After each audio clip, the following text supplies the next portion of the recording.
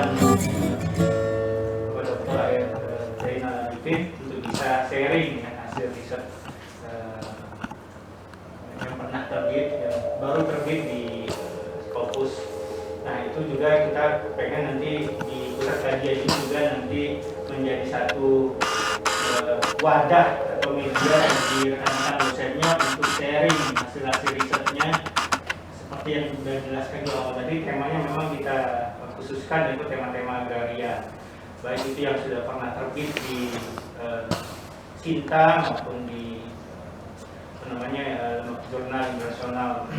Kita ingin sharing terus berbagi juga nanti terkait dengan riset-risetnya, metodologinya dan lain sebagainya. Baik, itu mungkin sebagai pengantar saya. Adapun nanti susun acara kita pada siang hari ini sederhana saja, nanti akan ada kata sambutan dari ketua pusat kajian. Dalam hal ini ada Dr. Alfitra, dan yang kedua nanti pengantar diskusi dari Prof nanti untuk kita semua, dan puncaknya nanti akan ada diskusi yang akan dihantarkan oleh Ayah Zainal. Nah, tema diskusinya itu bermukim di tepian sungai. Ini menarik ini.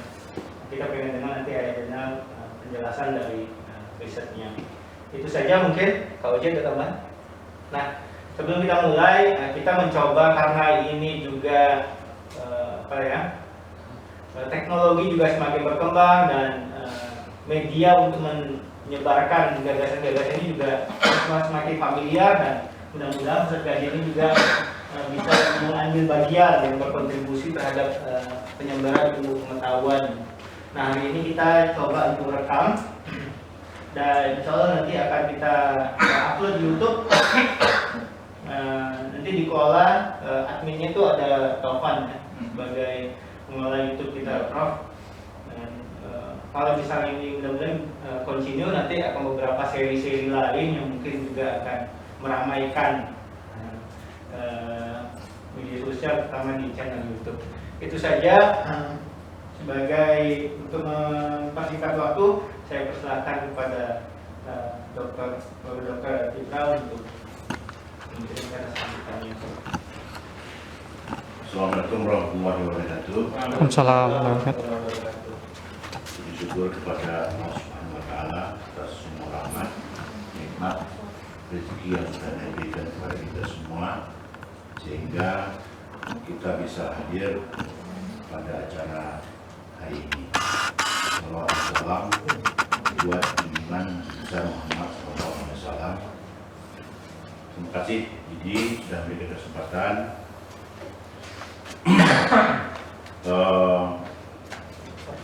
Acara kita hari ini ya adalah dalam rangka peluncuran pusat kajian agraria dan keadilan lingkungan. Kebetulan kita sudah terima SK pengurus yang sudah disesuaikan oleh Dekan. Di samping itu juga sekaligus kita mengadakan acara diskusi dengan menghadirkan Pak Zainal. Terima kasih banyak kepada Prof. Rizal, Pak Dr. Zainal yang sudah berkenan menghadiri acara hari ini. Nah, tentu saja ya ini adalah pertemuan kita pertama setelah SK turun. Tentu ke depan kita mengharapkan akan semakin intens kita menghidupkan kembali kegiatan-kegiatan di dalam pusat studi tersebut. Nah, tentu yang harus kita lakukan ke depan adalah bagaimana kita ya memahami fungsi peran yang harus dimainkan oleh sebuah lembaga bernama pusat kajian. Saya kira kalau melihat nama pusat kajian kita ini sudah pas ya, yaitu tentang agraria dan keadilan lingkungan. Karena semakin maju masyarakat ya, tampaknya isu-isu seperti ini semakin penting dan urgen untuk ditelaah dan diselesaikan. Mudah-mudahan kita nanti bisa ikut menyumbang, ya, memetakan isu-isu yang begitu kompleks tersebut secara lebih sederhana, sehingga nanti bisa stakeholder, ya, termasuk kekuasaan yang memiliki wewenang bisa menyelesaikan persoalan-persoalan agraria dan lingkungan ke depan, ya, secara lebih lebih fair, ya, secara lebih memuaskan terhadap semua pihak-pihak yang berkepentingan. Karena selama ini mungkin saja ada, ya, penyelesaian-penyelesaian tersebut hanya lebih mementingkan pada aspek-aspek efektivitas, efisiensi, tapi kemudian ada kelompok-kelompok marginal, kelompok-kelompok yang disampaikan. Nah, karena itu kita tidak ingin, ya, ke depan hal tersebut terjadi lagi. Nah, mudah-mudahan kawan-kawan memiliki komitmen yang kuat bagaimana kita merencanakan kegiatan-kegiatan, ya. Ada mungkin agenda-agenda yang bersifat permanen yang kita rencanakan, tapi juga ada kegiatan-kegiatan yang bersifat temporer, ya. Saya kira agenda-agenda yang bersifat rutin itulah yang nanti akan mengikat kita. Ada secara berkala kita bertemu, ya, membicarakan hal-hal yang menyangkut kepada agenda-agenda bersama. Di samping itu juga perlu, ya, kita melakukan kegiatan-kegiatan yang bersifat temporer. Mudah-mudahan, ya, mudah-mudahan itu dapat diwujudkan. Saya kira ini adalah pusat kajian, ya, yang sangat bagus, ya, dalam memilih isu, ya, isu yang sangat urgen untuk masyarakat kita ke depannya. Itu saja mungkin yang dapat saya sampaikan. Terima kasih banyak kepada Uji, kepada Didi yang sudah memfasilitasi pertemuan ini. Mohon juga sampaikan, ya, terima kasih kami sebagai kita semua pada kita jurusan yang sudah memfasilitasi ruangan, ya, tempat pertemuan kita hari ini. Assalamualaikum warahmatullahi wabarakatuh. Baik, mungkin kita mulai saja diskusi kita. Sebelum nanti ke General, kita ingin dengar terlebih dahulu nanti dari Prof. Afrizal, pembina pusat kajian ini, sekaligus juga nanti memaparkan, ya, mungkin arah-arah riset kita, Prof, di pusat kajian ini. Mungkin itu, Prof. Sekaligus nanti mengantar diskusi buat tema kita, Prof. Baik. Terima kasih. Assalamualaikum warahmatullahi wabarakatuh. Waalaikumsalam. Dari Hill dan kawan-kawan termasuk Tania Lee, itu mungkin sudah agak lama juga, 10 tahun silam, menerbitkan satu buku yang dibikin fotokopi. Buku itu The Power of Exclusion, kekuasaan dari eksklusi, dengan menggunakan bingkai analisis Michel Foucault, mekanisme kekuasaan. Di dalam buku itu disajikan mekanisme kekuasaan yang eksklusi dan yang menyingkirkan akses.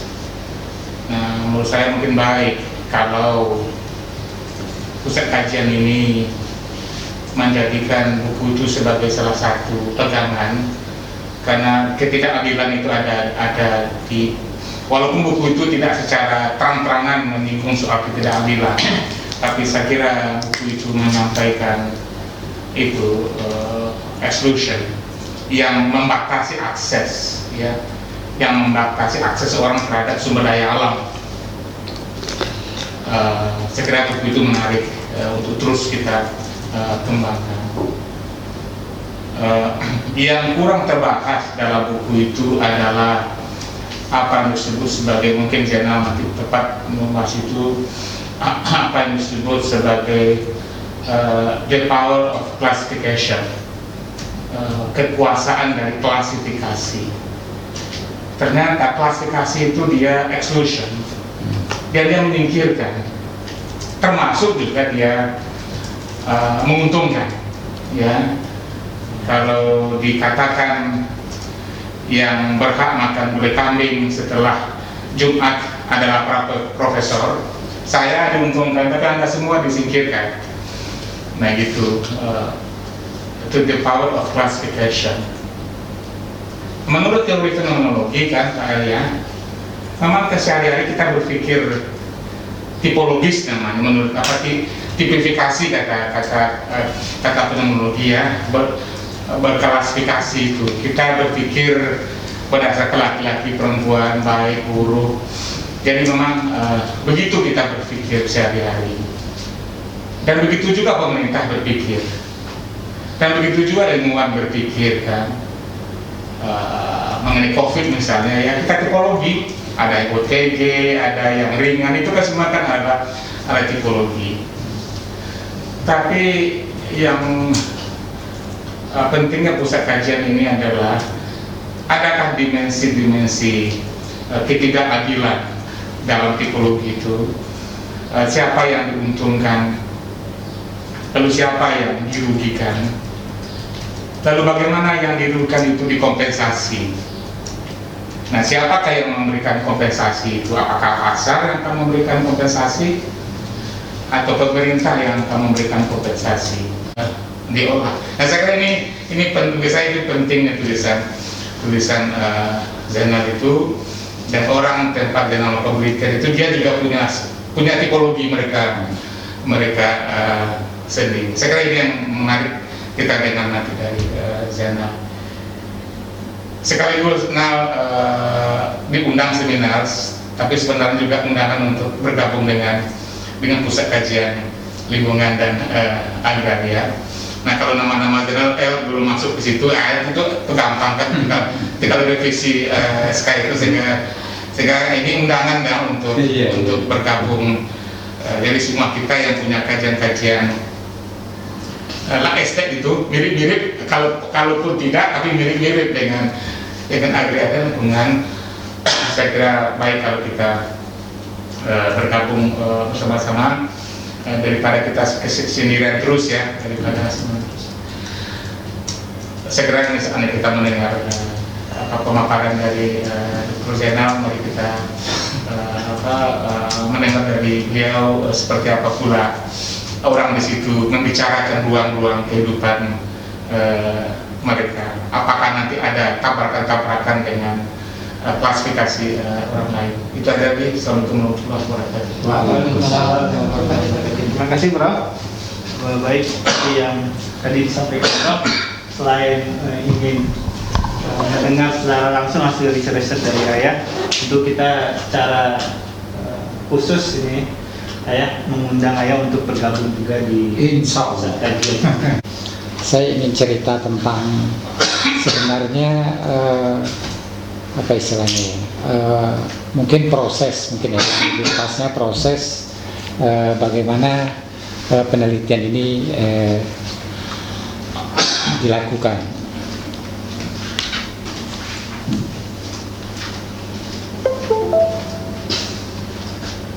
Oke ya.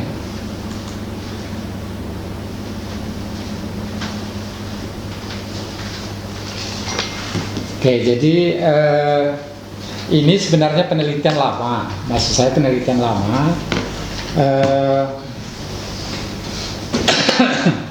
Ini penelitian ide dasar, jadi penelitian yang artikel kemarin itu penelitian tahun 2019,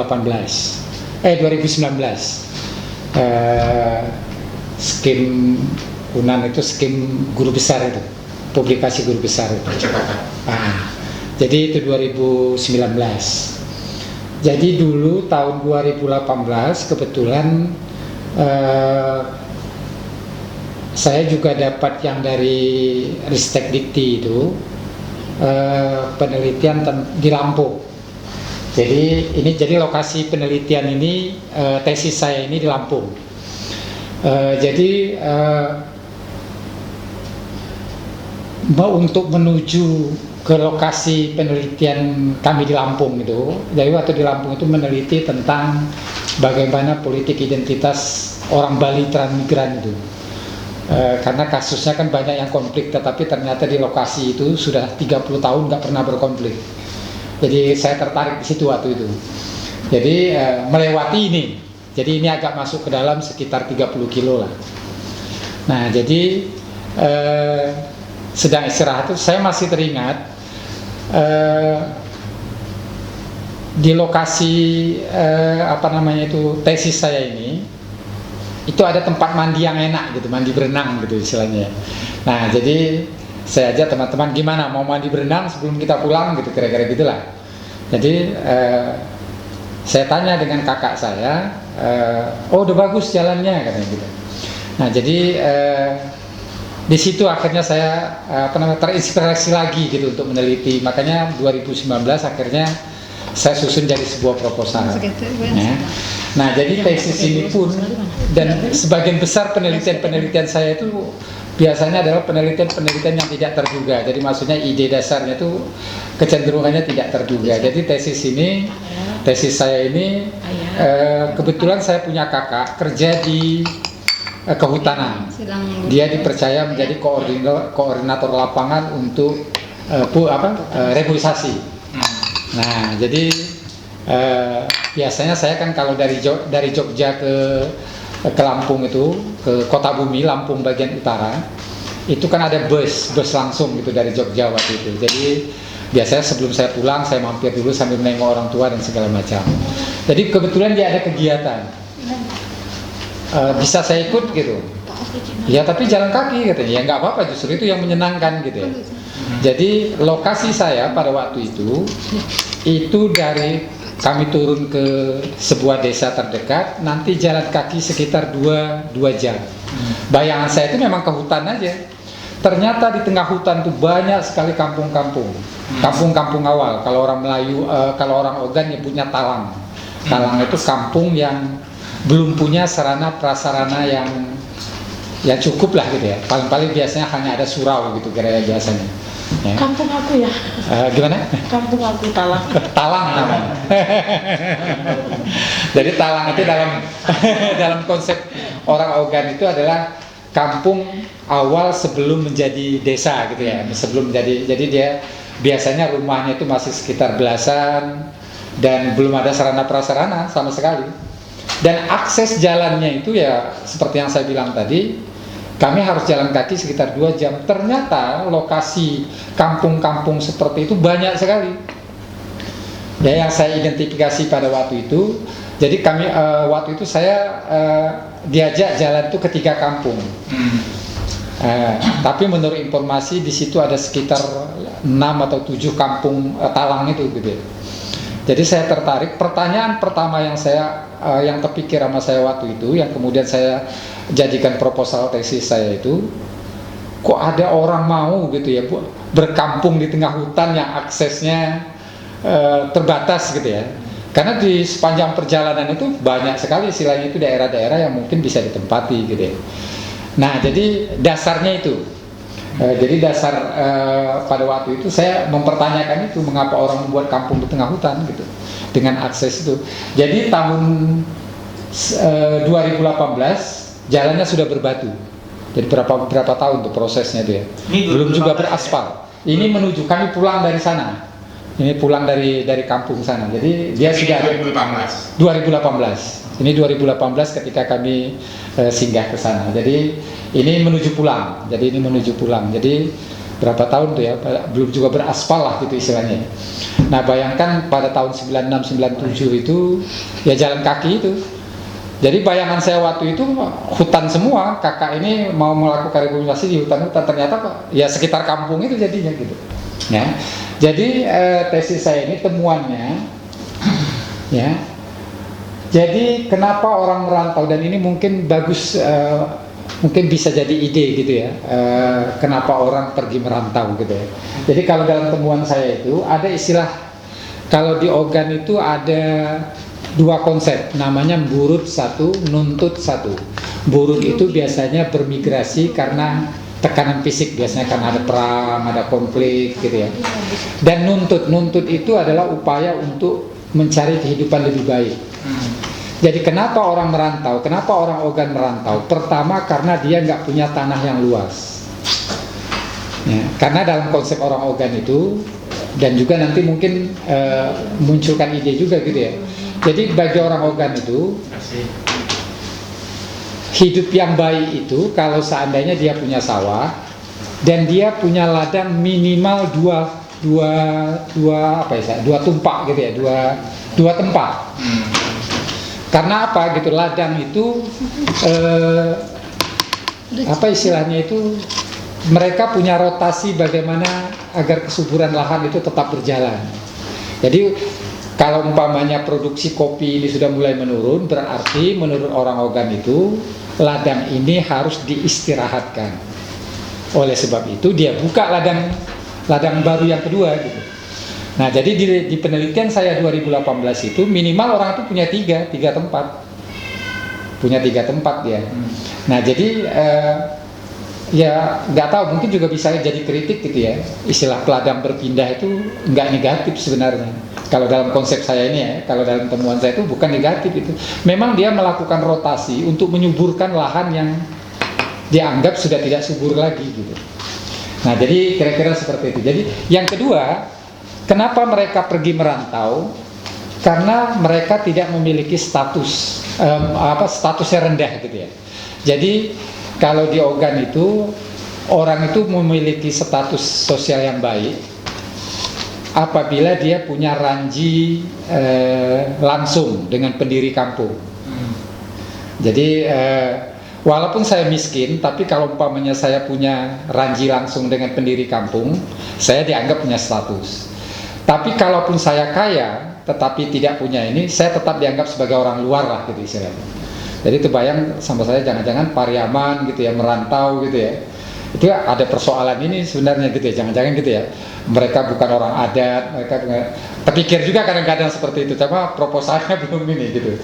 Nah, jadi kira-kira seperti itu. Jadi dan yang kedua, mengapa mereka bermukim di tengah hutan? Karena di sini yaitu tadi gitu ya, dia dianggap sebagai pelopor, sebagai modal untuk membangun identitas baru. Jadi seperti di kampung asalnya itu, saya itu punya status karena saya punya garis langsung dengan pendiri kampung. Jadi orang-orang Talang itu dia berusaha sekuat tenaga untuk mempertahankan kampungnya agar di kampung halaman itu dia diakui, oh ya dia keturunan si A yang mendirikan kampung itu. Nah gitu kira-kira seperti itu. Jadi dan pengakuan itu ya benar juga kata orang ini sampai 7 turunan gitu. Nah gitu ya, benar juga ada istilah-istilah seperti itu ya.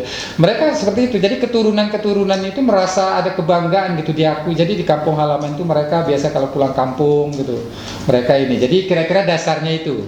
Jadi dari sana ide saya sebenarnya muncul gitu ya. Nah jadi ketika kami pergi 2018 kemarin itu di foto pertama tadi, ternyata 3 kampung yang saya temui awal 1996 itu, ternyata 2 kampung itu udah nggak ada lagi. Ya. Saya coba tanya gitu ya, kenapa mereka nggak ada lagi ya? Nggak ini gitu, nggak puas gitu. Dan mungkin itu ada kaitannya nanti dengan metodologi ya, Prof. Jadi nggak ada jawaban pasti. Memang kita harus tafsirkan gitu ya, dan memang harus dikait-kaitkan dengan berbagai ini gitu ya. Jadi tetapi ada sebuah pernyataan waktu itu yang menarik bagi saya, karena ada dulu di kampung yang punah itu relatif dekat dengan saya gitu ya. Nah sini dulu gimana kan? Ya dia juga udah pergi, udah pindah katanya gitu. Kenapa dia pindah? Katanya nggak enak tinggal di situ gitu.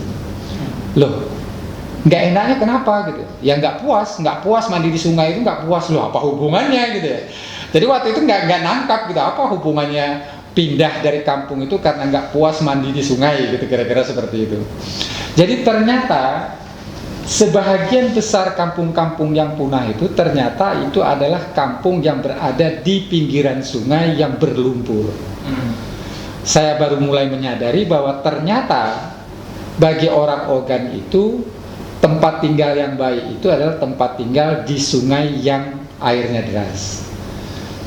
Kenapa dia perlu air deras? Karena ini ada kaitannya dengan reproduksi budaya menurut saya. Jadi bagi orang Ogan itu, nah seperti ini, mandi itu bukan sekedar membasahi badan, karena dia juga mempengaruhi, ya, mempengaruhi arah. Ya, hasil penelitian saya 2018 saya coba lihat di Google itu. Jadi waktu itu kami telusuri beberapa kampung. Jadi enaknya kampung ini di lintas Sumatera. Jadi mobil itu enak gitu ya. Ini dan apa ya, entah kebetulan atau memang ada, menurut saya mungkin ada hubungannya. Ya. Jadi di dalam konsep orang Ogan itu, hulu sungai itu adalah daerah tradisional, daerah yang murni. Jadi kalau ingin menjadi lebih baik, pergilah ke hilir, merantaulah ke hilir. Jangan merantau ke hulu. Kalau merantau ke hulu itu artinya nggak berkembang gitu, kira-kira gitulah. Jadi ada juga pengaruhnya hulu dan hilir gitu. Dan menariknya, entah kebetulan atau gimana, sebahagian besar kampung-kampung itu, kantor desanya itu justru ada di hilir kampung itu gitu. Ya. Ini saya sedang saya coba buat jadi tulisan gitu ya. Jadi biasanya kan memang kalau saya biasanya kan penelitian itu kan minimal 3 gitu ya, 4 tulisan gitu biasanya kan. Ini rencana saya mau saya tulis pengaruhnya terhadap sungai dan pengaruhnya terhadap perilaku. Karena dalam konteks ini kelihatan gitu ya. Sadar atau tidak sadar ternyata kantor kepala desa itu biasanya di hilir, ya, di bagian hilir kampung gitu ya. Ya. Jadi kelihatan sekali. Nah, jadi ide dasar penelitian saya 2018 itu sebenarnya dari sini, ya. Dan menariknya ketika saya baca cari-cari di Google itu dan beberapa referensi itu, dan memang ternyata sungai itu jadi identitas, ya. Jadi di Sumatera Selatan itu sebahagian nama-nama etnis itu diambil dari sungai utama.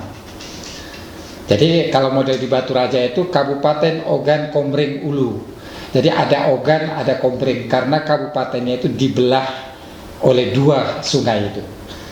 Tetapi ada juga namanya Ogan Ilir, itu adalah komunitas yang ada di Sungai Ogan bagian hilir. Jadi ya menarik juga kelihatannya gitu ya. Jadi saya identifikasi sama kabupaten itu justru ngambil nama ini gitu. Ada Muara Enim, itu karena mereka itu ngambil dari nama Sungai Enim. Musi Banyuasin gitu ya, karena mereka memang Musi di bagian muara.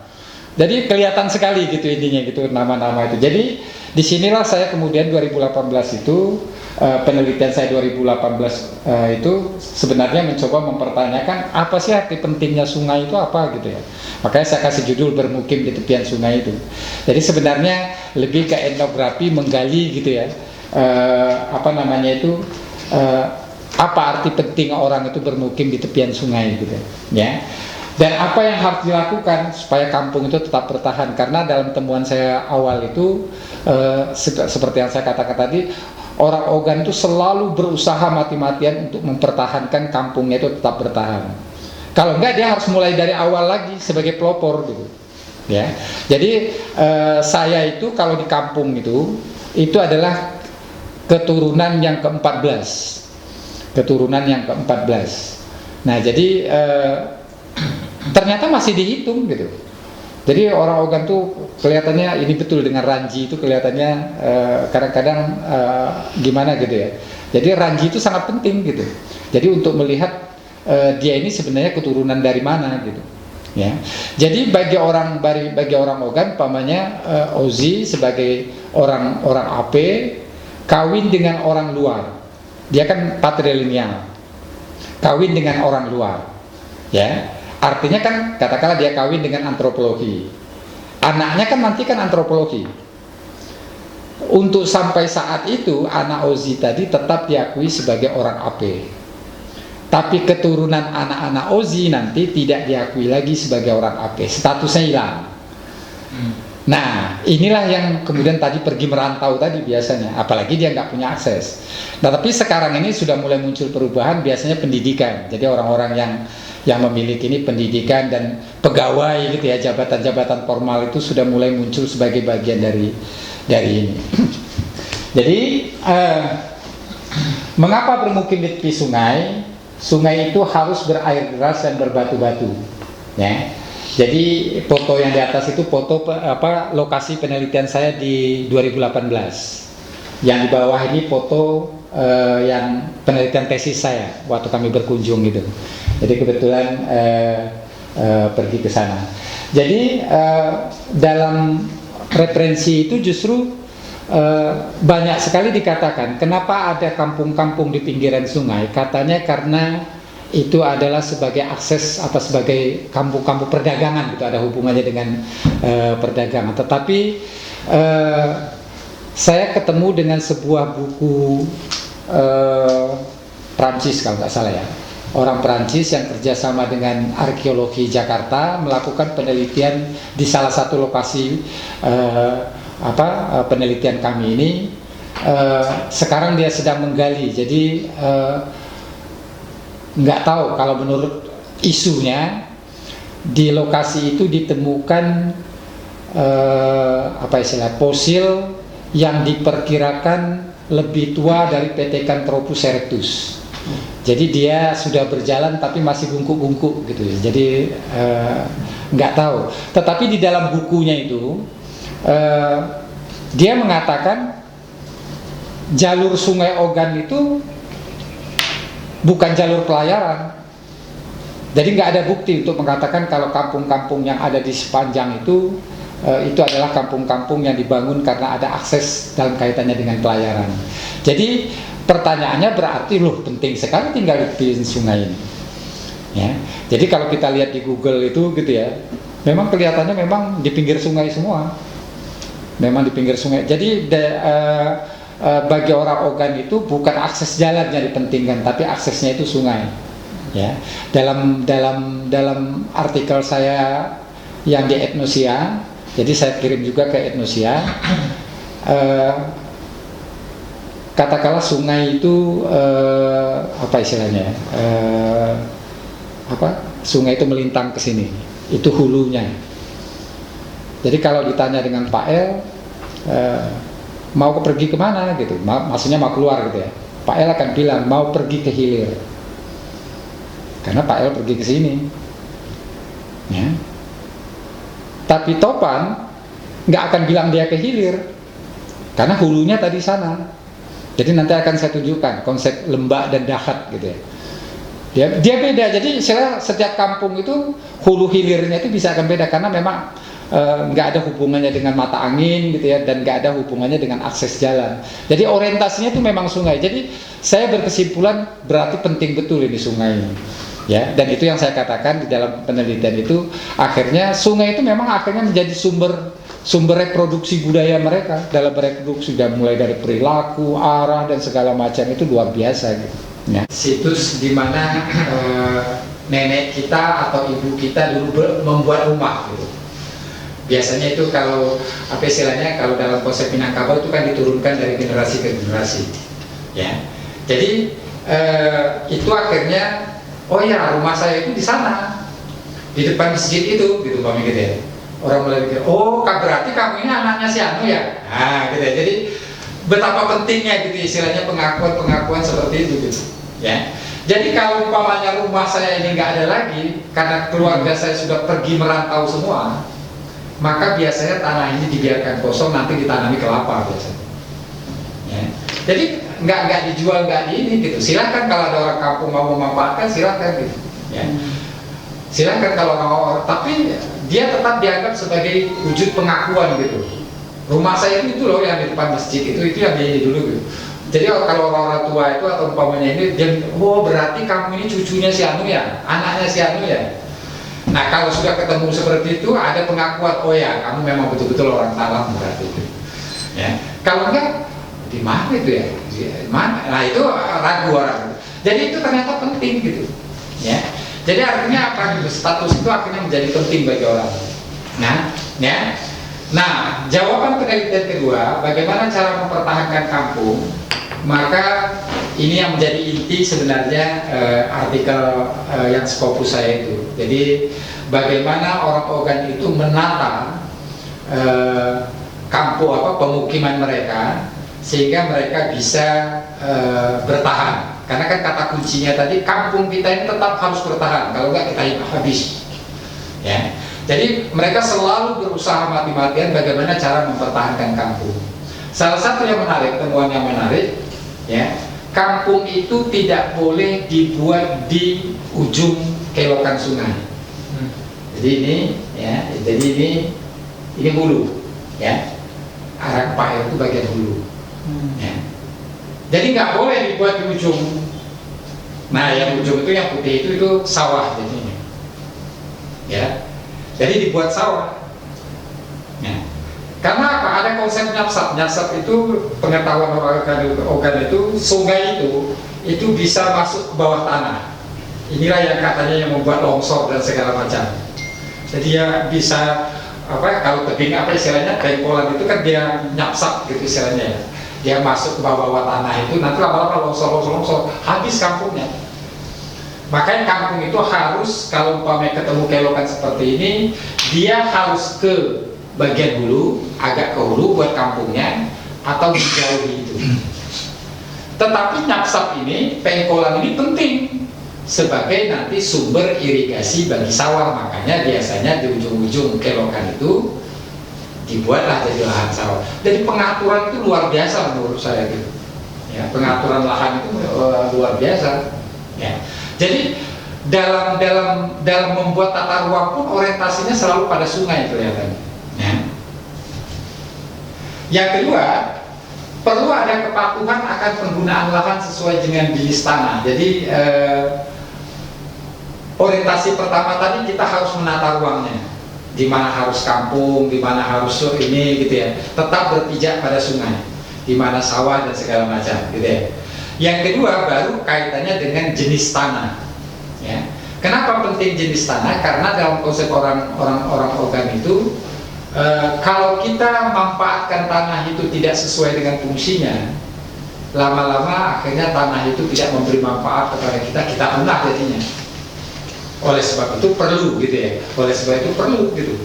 Ya. Jadi ini sempat ditanyakan oleh mahasiswa saya waktu itu yang ikut di dalam penelitian ini.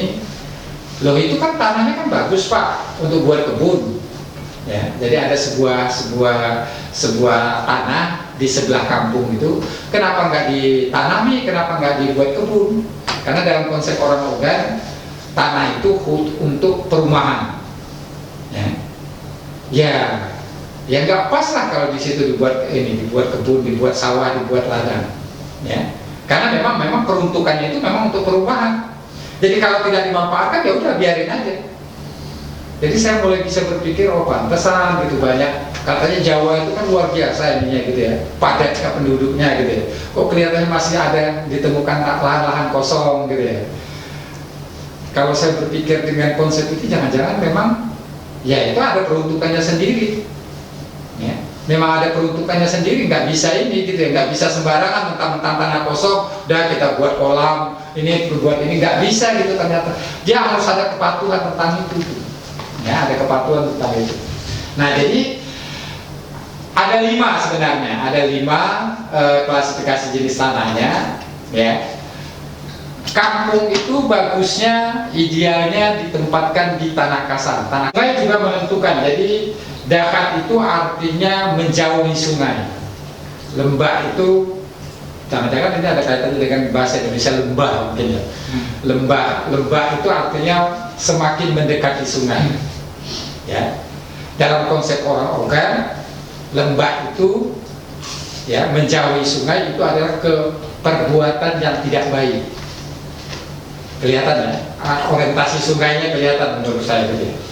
Jadi umpamanya jadi salah satu waktu itu umpamanya malam-malam ada mahasiswa saya kebetulan WC di rumah itu penuh, ya, pergi ke sungai takut mau beol gitu ya. Akhirnya dia karena terdesak gitu ya, akhirnya dia beol di kebun belakang rumah. Jadi orang-orang tua itu bilang, kamu betul-betul nggak sopan gitu ya.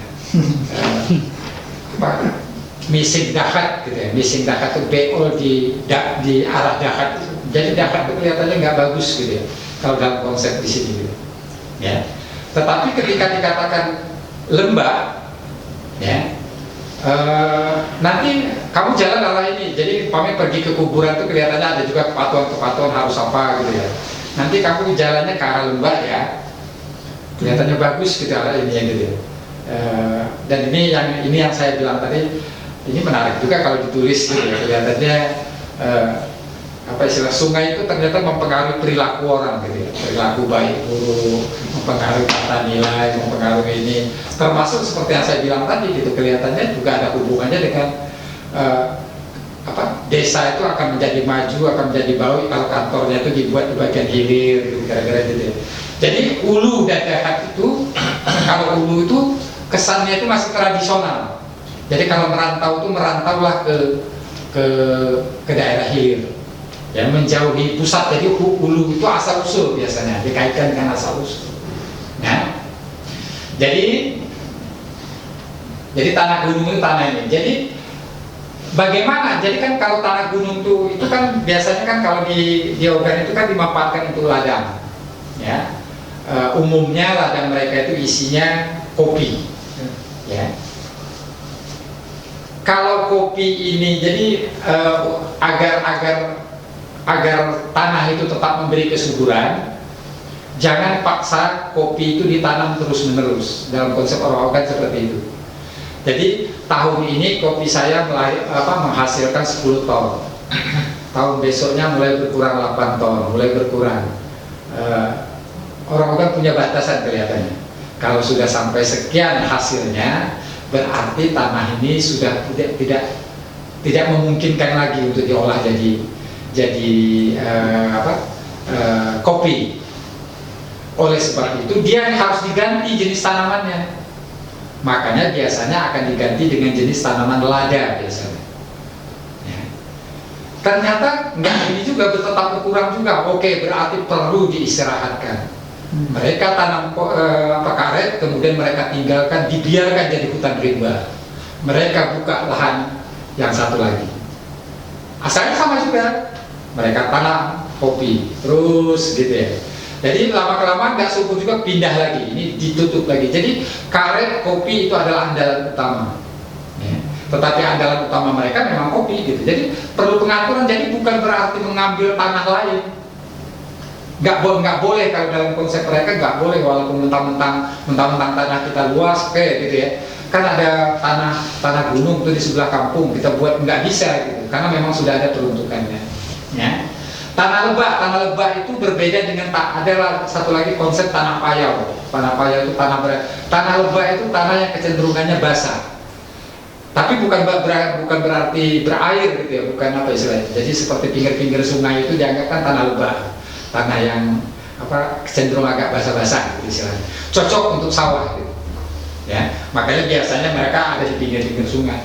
Sawah pun nggak bisa juga sembarang kita buka ini memperluas, itu nggak bisa gitu ya. Jadi cara pengaturannya, kalau padi ini sudah mulai nggak subur lagi dalam konsep orang Melayu, berarti nggak boleh lagi ditanam padi.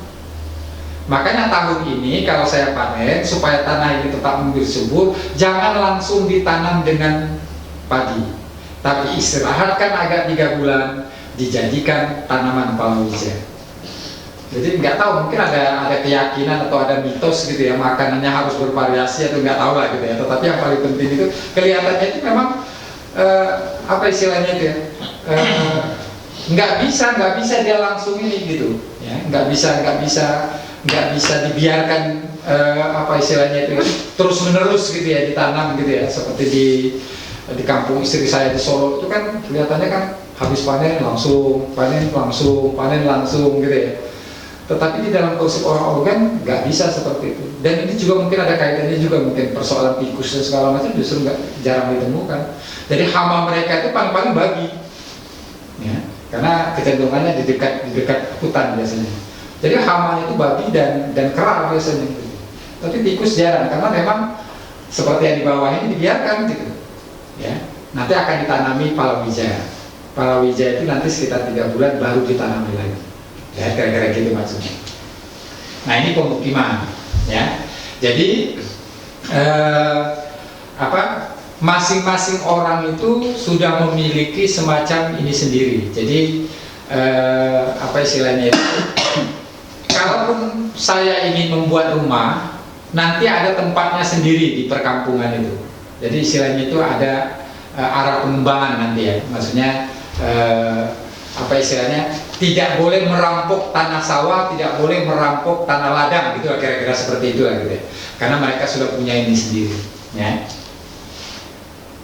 Tanah liat ini untuk kuburan.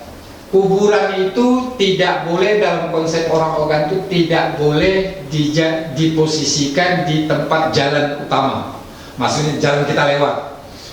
Jadi umpamanya kalau dalam konsep orang Ogan nggak boleh kuburan di depan ini, nggak boleh. Karena itu tempat kita keluar masuk gitu ya. Jadi kalau mau buat kuburan di samping gitu ya, di samping kampung atau di belakang kampung, ya. Di belakang kampung pun karena kita mau pergi ke ladang, nggak boleh juga kalau orang pergi ke ladang itu melewati kuburan, maka dia agak ke samping dikit gitu istilahnya gitu ya.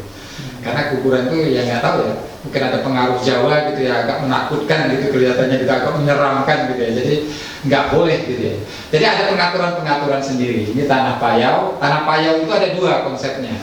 Payau karena rawa-rawa yang kita sering kenal dengan rawa-rawa, tetapi bisa juga karena aktivitas. Jadi umpamanya limbah rumah tangga itu ya. Mereka kan rumah panggung. Jadi rumah panggung itu kan limbah itu kan, nah nanti kan memunculkan genangan gitu ya. Itu disebut juga payau. Itu juga disebut juga payau. Nah jadi intinya kira-kira akhirnya ditemukan pola seperti ini. Jadi kuburan itu nggak boleh dia harus di belakang kampung. Kalau memang arah pengembangan kampung itu di sini, ya. Memang apa namanya itu pengembangannya. Kalau seandainya dibutuhkan juga kuburan di seberang sungai, dia nggak boleh di areal perladangan itu. Jadi dia harus agak samping gitu ya, agak samping. Jadi apa istilahnya ya? Pengaturan ini kelihatannya tanpa disadari karena memang sudah menjadi semacam sebuah pengetahuan komunal gitu ya. Kelihatannya udah dipatuhi ini gitu ya. Apa namanya itu pola pengaturan itu memang dituntut seperti itu, ya. Sehingga kalau diskemakan kira-kira jadi di dalam itu pemukiman, di sekitarnya itu sawah. Kenapa sawah harus di dekat kampung? Jadi kampung dan sawah itu harus berdempet. Karena ini ada kaitannya dengan perawatan. Nah, ini ada kaitannya dengan perawatan. Nanti kalau umpamanya masa jeda dia ditanami palawija, ini memang butuh perawatan. Ya. Jadi ini menarik juga gitu. Ini menarik juga gitu. Jadi dari temuan ini pertama yang terpikir oleh saya itu umpamanya seperti konsep merantau tadi gitu. Ya.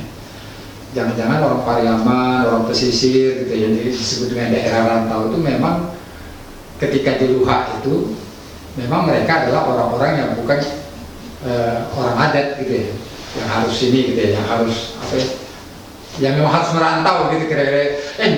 Jangan-jangan menarik juga untuk ini gitu. Jadi kira-kira seperti itu. Oke, terima kasih. Assalamualaikum warahmatullahi wabarakatuh. Baik ya, terima kasih. Menarik sekali pemaparan dari risetnya.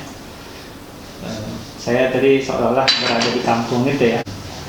Oke, silakan Bapak Ibu yang ingin berdiskusi terkait dengan risetnya Ayah. Saya ingin Silakan Prof. Saya bertanya dulu, kan Talam tadi ya. Nah, lalu di Riau ada Talam Mama. Apakah kemudian ada kesamaan antara konsep talam yang di sini dengan Talam Mama yang ada di Riau? Yang kedua, saya ingat betul pandan perkuburan kami itu, kaum saya itu Datuk Barbarso. Ya. pandang pekuburan itu di bukit. Tapi 20 tahun terakhir entah itu kata sebagian mengatakan sayang kepada anak, mungkin sayang kepada orang tua atau apa, lalu kuburan itu di samping rumah. Tidak lagi penjelasannya begitu, karena sayang kepada orang tua, nggak tega seperti itu ya. Nah, sekarang di Kacau Balau, di apa namanya, di ini kan lagi seperti itu. Hampir sekarang konsep pandang pekuburan itu sudah hilang. Itu satu yang saya lihat. Kalau dilihat di kampung istri saya itu di Kota Borus Menanggang, kelihatannya juga begitu. Jadi ada pemukiman itu di lahan kering, lalu di bawahnya itu sawah. Tapi sekarang rumah-rumah masuk ke sawah itu, ya karena itu tadi, karena kalau yang berhasil baru masuk lagi ya, mungkin juga akibat dari neolokal ya. Kalau orang tua buat rumah, ya anak juga buat rumah, itu sudah kebayangan kalau ada anak 3 anak perempuan lalu buat rumah. Nah sekarang rumah di kampung itu, rumah bukan tempat tinggal saja ya, rumah itu kan simbolis ya. Jadi dia buat sebesar mungkin dan setinggi mungkin dia. Itu juga berakibat akhirnya masuk ke sawah dan mulailah. Jadi pertanyaan saya, kalau ini masih bertahan, lalu kira-kira apa yang membuat mereka masih patuh kepada tradisi itu? Seperti orang kampung saya, konsep bintala, bintala, bekas jalan, bekas dulu kan kampung saya itu di mana-mana begitu ya. Ada endek namanya kan. Endek itu untuk apa? Untuk membuat tapung. Untuk tapung itu kan ada kayu besar ya, dijajak di sini dulu, di depan itu ada lasungnya kan, itu kan endek namanya. Nah, itu bekas-bekas itu tak boleh didikan bangunan atau apa. Dan sekarang sudah nggak ada cerita itu. Dan kebetulan kampung saya itu kan Muhammadiyah Tulen ya, orang Muhammadiyah kelihatannya nggak percaya pada tahi beberapa itu semua nggak ada ya namanya hantu-hantu itu, nggak ada ya. Jadi pertanyaan saya, kira apa yang membuat satu, apakah memang mereka sekarang masih mematuhi pola ini? Menurut saya ini satu model pengelolaan kehidupan yang sebagian ahli sekarang mulai melirik kepada model-model yang seperti ini. Tapi pertanyaan banyak orang kemudian adalah kebanyakan kampung saya itu adalah satu, apakah mereka masih konsisten mematuhi pola ini? Kedua, apa kemudian membuat mereka, kalau memang masih konsisten, apa membuat mereka masih mematuhi pola-pola kesenian? Pertama itu persoalan talang tadi nggak tahu saya. Dulu ada ketika masih ada si Thomas dulu, yang dari Jerman itu. Thomas itu kan ahli linguistik kuno. Memang dia menyatakan memang dalam memahami kajian Sumatera, memang bagusnya katanya memahami linguistik Melayu kuno. Jadi kaitannya dengan penelitian saya dengan Pak E waktu itu di Babi itu, dia mengatakan bahwa Minangkabau itu sebenarnya sebelumnya itu nggak ada penghulu, itu nggak ada gelar laki-laki, itu nggak ada ya, karena memang penghulu itu berasal dari bahasa India, bahasa jadi Hindu gitu ya, hulu gitu ya. Jadi penghulu itu orang yang dihulukan gitu. Tetapi katanya Bundo Kandung itu memang adalah bahasa Melayu tua. Jadi dia menyimpulkan bahwa sebenarnya Minangkabau itu memang pemimpinnya Bundo Kandung. Ya, itu kerjaan laki-laki aja itu yang ini berusaha untuk tampil gitu katanya. Akhirnya muncul penghulu dari pengaruh Hindu, muncul Bagindo, muncul Sultan dari pengaruh Islam segala macam. Jadi kaitannya dengan talang tadi, mungkin perlu belajar dengan para ahli linguistik kuno itu mungkin gitu ya. Jadi mungkin ada kaitannya menurut saya gitu. Mungkin ada kaitannya antara talang seperti kampungnya Uzi Talang gitu ya. Di situ ini ada jaga juga talang mama gitu ya. Tetapi di dalam konsep organ ini kalau orang bilang gitu ya, kamu dari mana gitu. Jadi kamu dalam konsep orang Melayu itu sopan artinya. Jadi kalau saya bilang dengan Pak Ab gitu ya, kamu mau kemana Pak Ab gitu. Nah itu artinya sopan gitu ya. Jadi istri saya justru waktu itu terkejut sekali, ini kurang ajar ya. Malah bisa menggunakan kata kamu ke orang tua. Iya ke orang tua. Jadi justru sopan gitu. Jadi istri saya malah marah-marah dulu ketika pertama dulu kurang ajarnya anak manggil orang tua dengan kamu gitu ya. Jadi tapi ini jadi saya ketika ditanya orang, kamu dari mana gitu, oh ya saya dari Talang itu gitu. Nah orang kelihatannya apa kalau di Padang apa seperti orang dusun gitu mungkin ya. Talang itu memang di tesis saya jelaskan itu. Jadi ada 3 klasifikasi kampung. Jadi pertama Talang itu biasanya dia belum memiliki sarana prasarana. Ya, aksesnya masih terbatas. Kalau dia sudah berkembang, maka dia jadi kampung. Mungkin bagus menurut saya, saya nggak tahu, dan juga bisa juga jadi sumber inspirasi kita untuk melakukan penelitian baru gitu ya. Studi komparatif. Iya. Maksud saya yang pertanyaan yang kedua tadi, apa yang membuat mereka dibilang patuh? Nggak juga patuh gitu ya. Tetapi kelihatannya mereka saya kelihatannya dan itu yang memang tidak digali di dalam penelitian saya itu, kelihatannya mungkin ada semacam sebuah keyakinan tertentu yang membuat mereka apa istilahnya ya, akhirnya mematuhi. Jadi tahun 98 mungkin ya. Jadi ada sebuah kampung, katakanlah seperti kampung ini, umpamanya gitu ya. Dia kemudian mengembangkan perumahan itu di daerah sini, umpamanya gitu ya. Ini kan kalau dalam konsep kampung ini kan nggak boleh. Jadi batasnya itu memang ini nggak boleh dikembangkan ke arah sini. Jadi kalau mau mengembangkan jalan raya itu ya. Ini jalan raya Pak. Jadi kalau mau mengembangkan kampung ini ke sini larinya. Ya, jadi ke sini larinya. Ke belakang sini atau ke arah sini. Dia nggak boleh ke sini. Jadi ada sebuah kampung yang justru dia nggak tahu, mungkin seperti kata Prof tadi apa istilahnya tuh, orang-orang yang udah pergi merantau ke kota gitu ya, pulang gitu ya, kelihatannya asik itu buat rumah di pinggir sungai atau segala macam gitu lah gitu ya. New lokal. New lokal. Enggak juga sebenarnya, dia patri lokal sebenarnya, tetapi dibolehkan juga sebenarnya mendirikan rumah ini gitu ya. 98 atau waktu itu kalau nggak salah saya masih SMA gitu, atau awal kuliah, banjir besar, ya, banjir besar. Menariknya banjir besar itu kelihatannya kampung-kampung di sini ini termasuk salah satu kampung yang juga kena banjir waktu itu, tetapi tidak menghanyutkan kampung, ya. Jadi saya teringat ceritanya itu bahkan katanya apa istilahnya ya, padi di lumbungnya itu sampai terendam gitu istilahnya, tapi tidak menghanyutkan. Nah, kamu ada satu kampung yang saya bilang tadi yang mendirikan rumah-rumah itu habis semua, ya.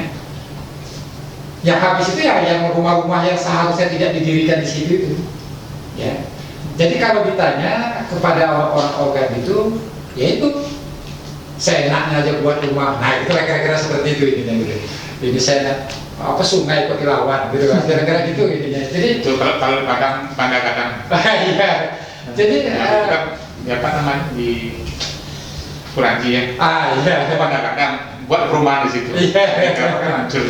Jadi itu yang saya bilang tadi. Jadi saya yakin masyarakat ini sebenarnya sudah memiliki pengetahuan dasar gitu ya, yang tampaknya tidak disadari lagi sebenarnya, di mana seharusnya membuat rumah. di mana sebenarnya harus membuat sawah, di mana sebenarnya harus membuat ladang dan segala macam. Jadi kepatuhan yang tidak lagi disadari gitu ya.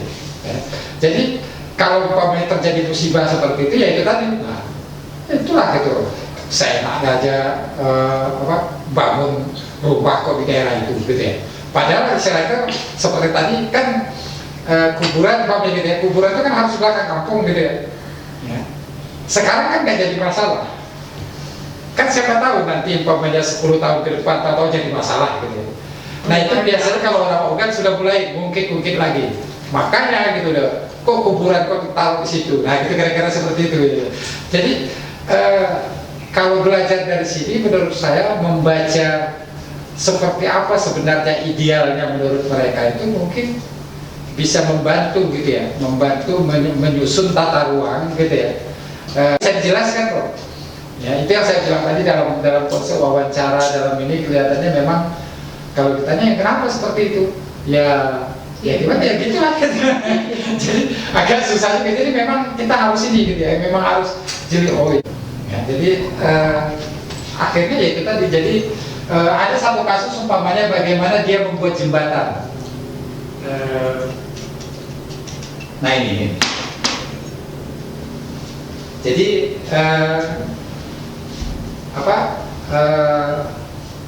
jembatan ini di posisi ini dia menjadi lebih panjang kalau seandainya dia buat di daerah lain atau di tempat lain, ya.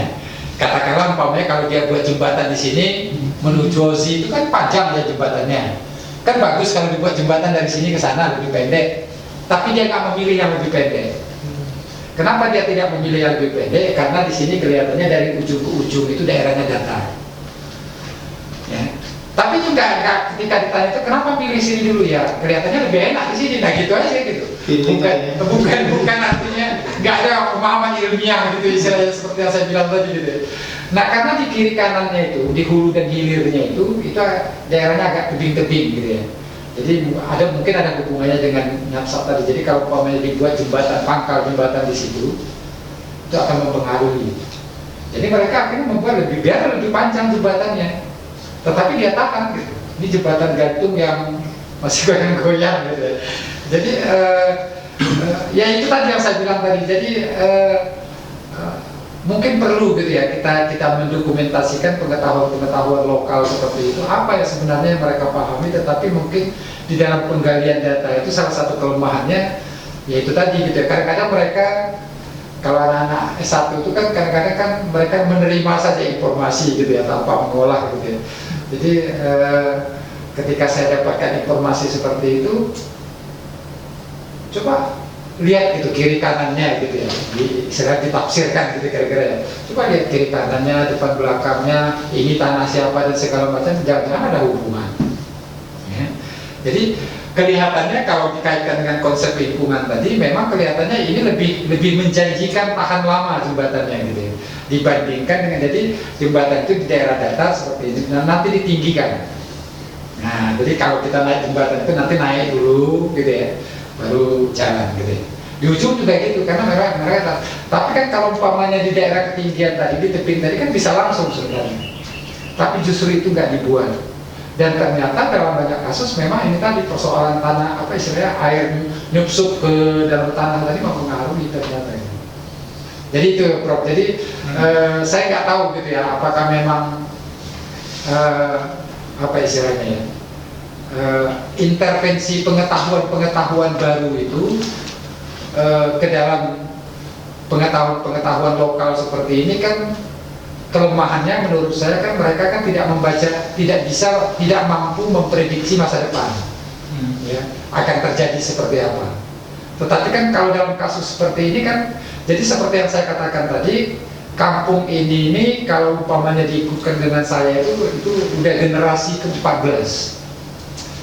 Jadi ya alhamdulillah kelihatannya masih bertahan seperti itu kan. Jadi sampai pengaturan rumah pun ya apa istilahnya itu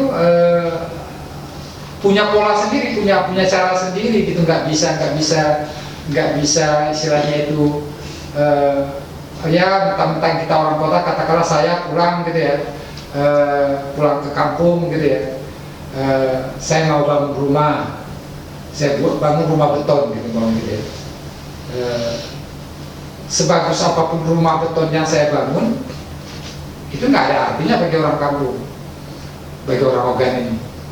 Karena prestise itu bagi mereka itu apabila seseorang itu mampu membangun rumah panggung kayu, walaupun kecil. Jadi walaupun saya buat rumah bertingkat gitu ya, beton gitu ya, itu nggak ada artinya bagi mereka. Ya. Dan ternyata memang apa istilahnya ya? Jadi rumah saya itu di pinggir jalan. Sudah 3 kali kena tabrak puso. Dan terakhir saya pernah mengalami itu, yang kedua kalau nggak salah ya, saya pernah mengalami goyang-goyang gitu ya. Ternyata juga ada juga hubungannya dengan situ gitu. Jadi istilahnya rumah kayu itu lebih fleksibel kelihatannya gitu. Jadi bagi mereka itu sebenarnya dan itu kemudian dikaitkan dengan status, tetapi saya membacanya ini memang ada sesuatu yang apa istilahnya fungsi lingkungan yang berbeda menurut saya gitu ininya gitu. Jadi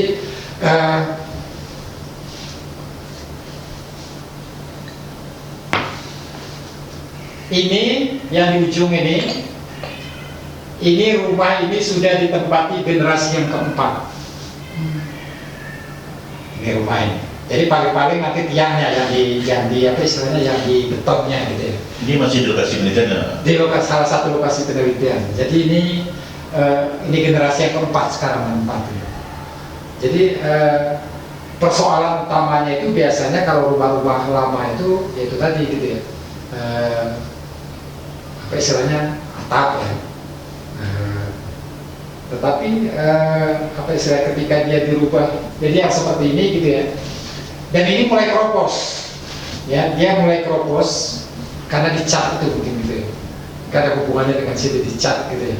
Jadi ya itu yang saya bilang tadi. Jadi kelemahan pengetahuan sekarang, pengetahuan baru sekarang itu kan kelihatannya kan nggak bisa memprediksi dampak berikutnya. Ya. Oleh sebab itu menurut saya dengan cara mengidentifikasi pengetahuan lokal itu kan sudah kalau di dalam kajian-kajian antropologi itu kan sudah apa istilahnya ya, terbukti lah gitu ya keampuhannya dalam membaca masa depan gitu istilahnya. Jadi kira-kira seperti itu menurut saya ini.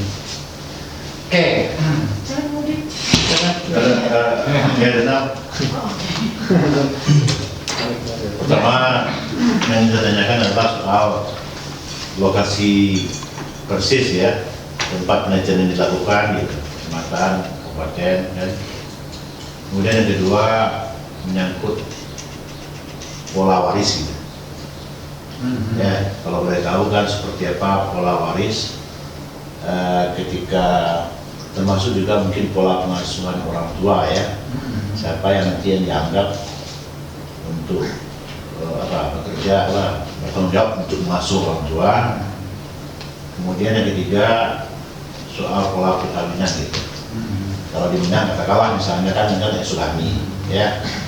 Dia tidak boleh kawin dalam suku yang sama gitu. Nah ini kan apakah ya saya katakan tadi kan dalam sebuah komunitas yang kecil itu kan masih berlaku enggak gitu.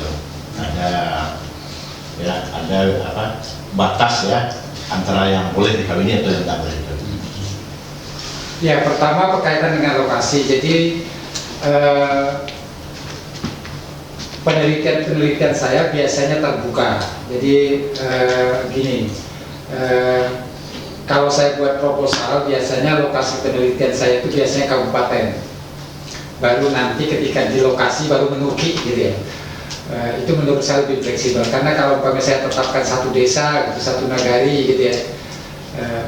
Ternyata di negara sebelahnya lebih menarik gitu penelitiannya gitu, maka biasanya selalu saya buka. Maka saya lebih suka menyebut komunitas biasanya ya, jadi penelitian yang ini 2018 ini 2019 ini itu saya sebut dengan komunitas Ogan ya.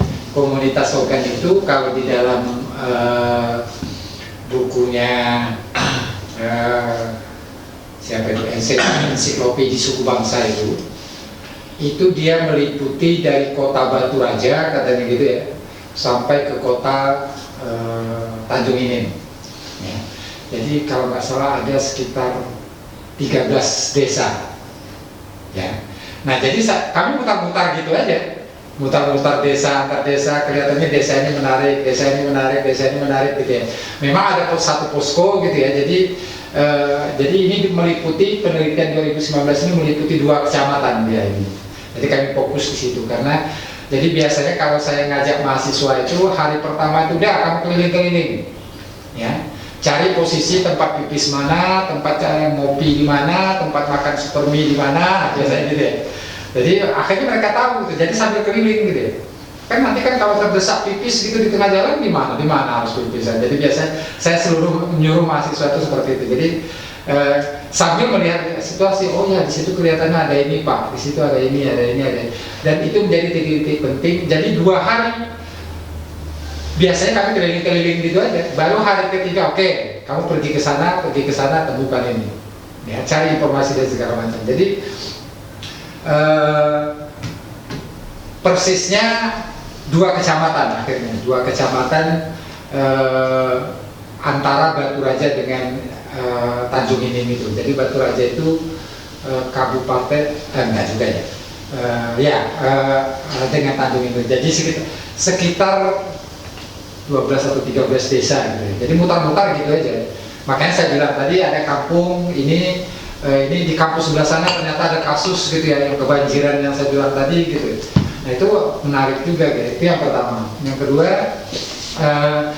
jadi menurut saya itu penelitian yang bagus. Penelitian saya itu biasanya orientasinya tidak administratif biasanya, karena ya itu tadi, karena kadang-kadang kita meneliti di sini menarik juga gitu dari desa sebelah. Maka saya lebih suka kalau kajian dengan kajian Minangkabau mungkin bagus gitu, umpamanya komunitas suku A gitu umpamanya ya, di agama. Jadi lebih fleksibel menurut saya. Itu yang pertama. Yang kedua, si Tionghoa ini nggak jadi masalah. Jadi perkawinan dengan orang Jawa, dengan orang-orang di luar itu nggak jadi masalah. Jadi bukan orientasi, ya, bukan orientasi mereka harus kawin dengan orang kampung, dengan ini gitu ya.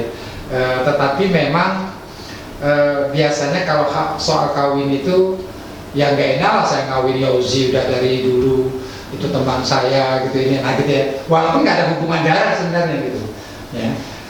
Tetapi masa kamu ngawini anak inimu sendiri gitu ya, anak tantemu sendiri gitu ya, walaupun tantenya udah agak jauh. Jadi kadang-kadang persoalan kedekatan, persoalan ini itu mempengaruhi. Jadi apa istilah mereka patrilineal, tetapi patrilinealnya itu menurut saya tidak sekaku gitu ya, seperti di dalam antropologi itu tidak harus enggak gitu.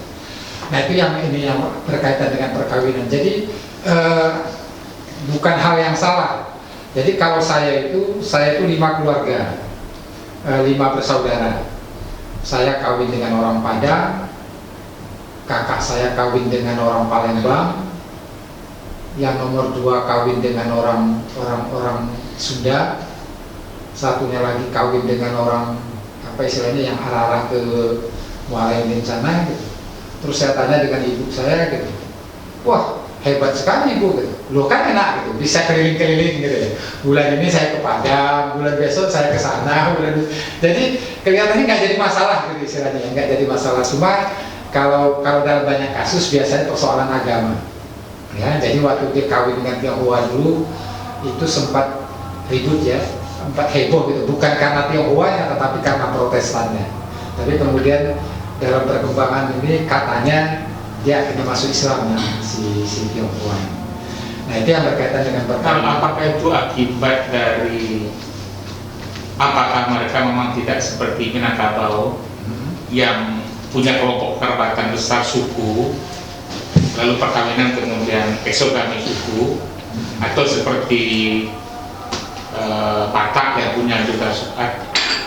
Saya pikir ya, memang nggak seketat seperti Minang dan Batak. Jadi kalau ditanya dengan orang sukumu apa nggak tahu dia, ya. nggak tahu dia suku itu nggak ngerti dia. Memang nggak ada. Di Sumatera Selatan kecenderungannya nggak ada ya, istilah suku itu nggak ada. Tapi kalau ditanya kamu orang mana, gitu. Nah, saya orang Ogan. Iya, saya orang Ogan. Saya orang Enim. Saya paling gitu Pak. Tapi kalau suku memang nggak ada dia. Ya. Jadi kemarin itu kan ada seminar nasional tentang tanah, masyarakat adat ya. Salah satu yang membahas memang yang seperti itu. Jadi untuk kasus-kasus perlawanan dengan perusahaan yang di daerah seperti itu, maka istilah ahli hukum itu legal standingnya menjadi susah. Kalau Minangkabau ada misalnya nama kepala waris, lalu dia dapat legal standing atau ketuakan.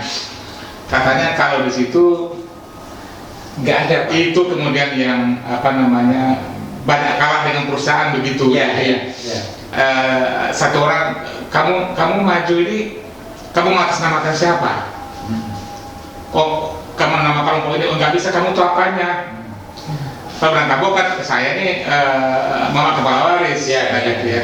Apa kamu bisa seperti itu ya? Nggak ada. Memang kalau di Ogan itu, dan menurut saya mungkin jadi hasil penelitian di Semendo juga gitu. Di banyak kasus itu memang Sumatera Selatan memang basisnya itu memang tidak ada. Jadi memang basisnya itu memang keluarga, dibilang keluarga luas nggak juga gitu. Apa istilahnya itu, kedekatan itu biasanya kecenderungannya hanya pada satu kakek mungkin ya. Satu kakek. Kalau dalam generasi saya, orang-orang yang satu kakek itu biasanya masih dekat. Tetapi salah satu penguat yang lain biasanya ranji itu Pak. Jadi ranji itu oh iya, ternyata kalau istilah Padang itu berarti sama emak wama. Nah gitu, kira-kira gitu lah gitu. Oh ternyata kita ini satu ini gitu, apa istilahnya saya lupa itu. Jadi semacam ternyata kita ini satu keturunan gitu lah, kira-kira seperti itu. Jadi nggak ada ininya gitu ya, nggak ada ikatan itu Pak, nggak ada ikatan. Jadi kalau muncul perlawanan itu memang basisnya itu memang biasanya memang keluarga kecil ya. Keluarga kecil, keluarga ya satu kakek tadi biasanya Pak. Satu kakek tadi biasanya. Begitu juga dengan karena pola pewarisan juga gitu. Ya. Jadi pola pewarisan biasanya setiap keluarga itu sudah memberikan gitu ya, sudah memberikan Uzi, nanti kalau saya meninggal ini tanahmu ya. Ini tanah Widi di sini ya, gitu, kira-kira seperti itu Pak. Jadi kecenderungannya apa istilahnya itu sudah ada gitu ya, sudah ada bagian-bagian tertentu. Jadi kecuali pada keluarga-keluarga tertentu yang kelihatannya apa istilahnya ya, bisa nggak kita bersama gitu ya. Dan nanti yang mengelola anak tertua gitu umpamanya. Ya ada juga kasus seperti itu. Jadi tetapi polanya itu tadi, polanya itu memang keluarga-keluarga ya satu kakek gitu, kira-kira yang lebih dekat. Nah, pengasuhan orang tua juga tidak ada, walaupun dia patrilineal, tidak ada kewajiban utama laki-laki tertua. Biasanya kalau di dalam kasus Ogan biasanya orang yang dihormati itu biasanya anak perempuan tertua. Oh gitu. Jadi anak perempuan karena dia apa istilahnya itu ya, pengganti ibu gitu kelihatannya. Jadi kalau saya temukan kasus di Semendo dulu, itu kan ada istilah tubuh tubang. Jadi tubuh tubang itu anak perempuan tertua yang diwarisi untuk mengelola harta warisan. Tapi kalau di Ogan nggak seperti itu, tapi pola pengasuhan. Ya. Nah, fungsi laki-laki itu melindungi biasanya, melindungi keluarga. Dalam artian? Jadi umpamanya gini, jadi urusan rumah tangga, urusan rumah, urusan bagaimana mengasuh, kamu seharusnya nasihat-nasihat itu urusan Ozi. Ya, saya sebagai kakak Ozi itu lebih melindungi bagaimana keluarga ini tetap harmonis lah, itu kira-kira seperti itu. Tapi saya nggak bisa merebut gitu ya, merebut. Oh ya, ini kan rumah secara patrina, ini kan rumah saya, nggak bisa. Itu Ozi, urusan Ozi. Ini berhadapan dulu dengan Ozi gitu. Berhadapan dulu dengan apa istilah perempuan tertua itu biasanya. Itu biasanya perempuan. Jadi kadang-kadang secara otomatis banyak kasus saya temukan di kampung-kampung itu biarlah anak perempuan tertua ini tidak melanjutkan sekolah, asal adik-adiknya melanjutkan sekolah. Itu efeknya. Nah, itu salah satu, karena dia sepertinya pengganti orang tua gitu ya. Jadi perempuan tertua ini bisa anak nomor 2, nomor 3, tetapi memang perempuan tertua dalam keluarga. Oh, yang ditua. Oh, yang tertua, perempuan tertua. Jadi bisa jadi kan Ozi kan anak nomor 3 gitu ya, tetapi memang dia perempuan tertua. Tapi ketika dia nggak punya anak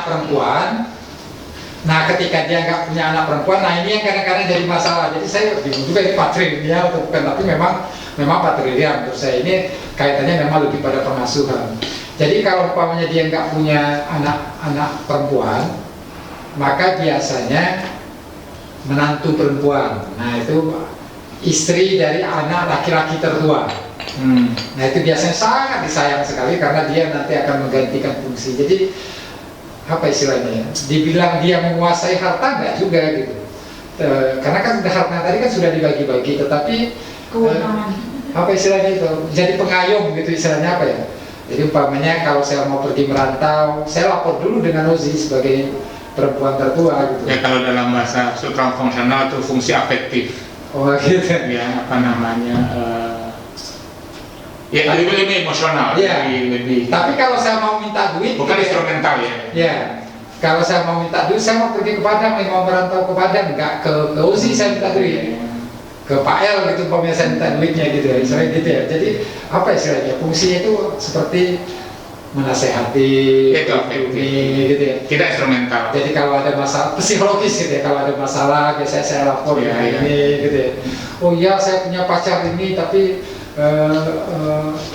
kelihatannya ini nggak setuju, ini gimana ya kita pakai itu nggak usah larinya gitu. Tapi nanti kalau urusan duit, urusan pelindungan gitu ya, saya ini lagi dikejar arisan online gitu, ini gitu. Tapi itu masih klop dengan patriarki. Masih. Patriarki. Nah kalau nanti anak tertua ini laki-laki ini menikah, otomatis dia bawa nanti ke rumah istrinya. Nah, berarti nanti dalam banyak kasus biasanya itu kan memang laki-laki tertua kan secara patrilineal kan tinggal di rumah ibunya ya. Tapi biasanya istilahnya kalau memang ada anak perempuan tertua di situ, biasanya ya ada rasa segan. Jadi mengalah ya, pindah. Biasanya mengalah ya. Jadi mereka kalaupun mereka nggak punya ini, biasanya mereka akan buat rumah sendiri di samping rumah, di atau di belakang biasanya. Karena istilahnya ya, merasa nggak enak gitu ada kecuali kalau anak perempuan tertua itu katakanlah umpamanya ada 200 berarti ya. Iya. Kalau seandainya kelihatannya ini nggak sanggup ini ngasuh orang tua gitu umpamanya gitu ya, mungkin agak bodoh gitu umpamanya, atau agak terini sedikit gitu ya.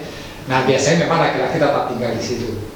Ya, tetapi kalau umpamanya anak perempuan tertua ini kelihatannya, karena saya lihat itu kelihatannya pengasuhan itu memang sudah dari awal gitu ya. Jadi dikit-dikit gitu ya.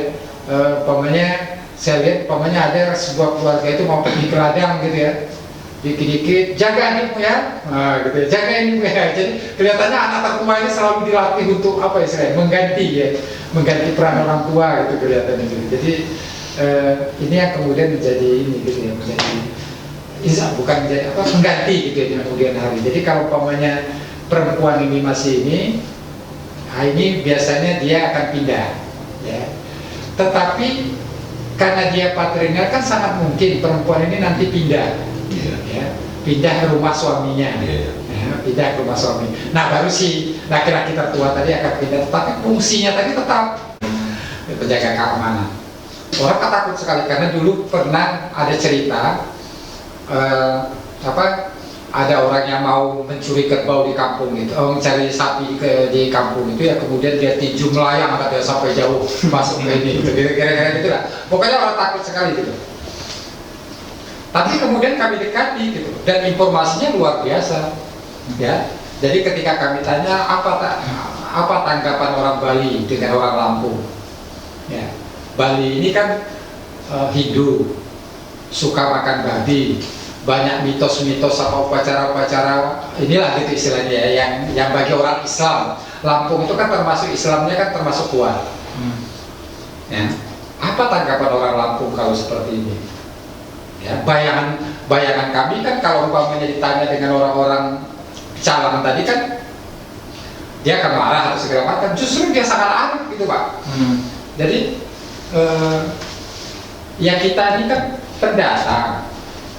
Ya, pendatang itu harus pokoknya macam-macam lah gitu istilahnya itu, justru lebih menyenangkan. Tapi kalau ditanya dengan orang Bali yang biasa, kepala desa atau apa gitu, tokoh-tokohnya gitu ya kelihatannya normatif semua gitu, jawabannya tuh normatif. Oh ya kita ini ya, pokoknya ini gitu ya, nggak puas gitu rasanya ini ya. Jadi ya orang-orang marginal itu yang justru menurut saya, atau umpamanya dulu ada juga saya tanya waktu itu dengan orang Bali yang sudah masuk Islam.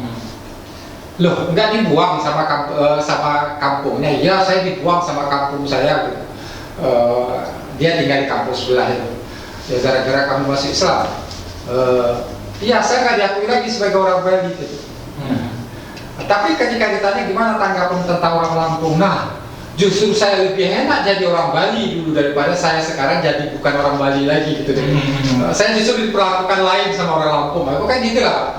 Jadi menurut saya mungkin apa istilahnya, orang-orang yang marginal itu mungkin lebih bagus kita dekati kalau umpamanya ingin mencari gitu ya, ingin mencari, tapi bukan berarti andalan ya, tetapi maksud saya sebagai membuka wawasan.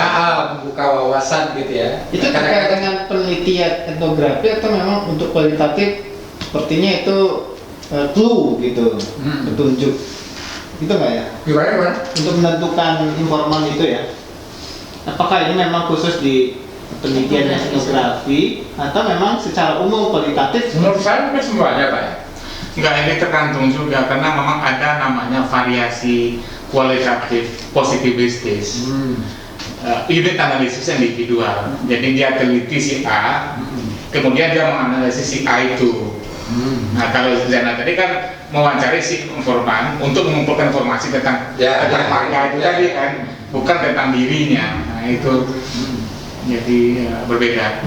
Jadi ini kelihatannya memang wawancara lebih etnografis, artinya diwawancarai orang-orang yang akan membuka informasi tentang tangga tadi.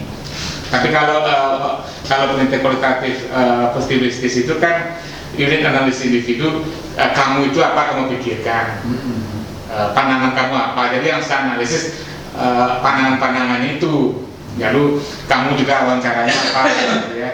Nah, kadang-kadang berakhir juga dari semacam kuantifikasi atau apa ya. Jadi tapi maksud saya gini, apa istilahnya, kalau dari pengalaman itu, kalau kita ke lapangan itu jangan mentabukan informasi dari manapun gitu ya, maksud saya. Jadi kadang-kadang dalam beberapa ke lapangan itu kadang-kadang informasi dari orang gila justru kadang-kadang membantu gitu, kadang-kadang gitu ya, orang gila dalam tanda kutip gitu ya.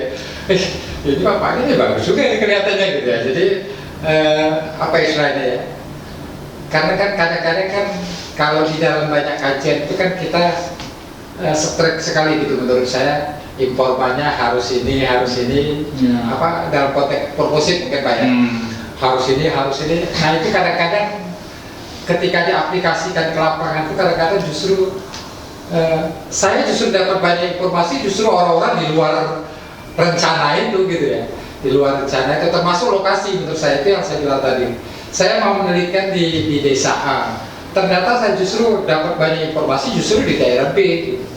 Nah itu biasanya dalam laporan penelitian akhirnya saya katakanlah perluas gitu ya. Memang di dalam sebagai sebuah rencana penelitian proposal kan memang harus seperti itu ya. Tetapi di dalam ketika di lapangan itu memang dibuka, menurut saya dibuka, jadi tidak tertutup kemungkinan. Saya akhirnya tanya gimana pendapat Anda tentang hubungan orang Bali dengan orang Lampung, itu ditanya dengan orang Jawa gitu Pak Menteri. Walaupun dalam proposalnya kan kita kan mau tahu bagaimana pola hubungan Lampung dengan Bali gitu. Informasinya orang Lampung dan orang Bali, tapi nggak tertutup. Atau jangan-jangan purposive itu juga bias kuantitatif. Kriteria populasi, populasi itu harus jelas kriterianya.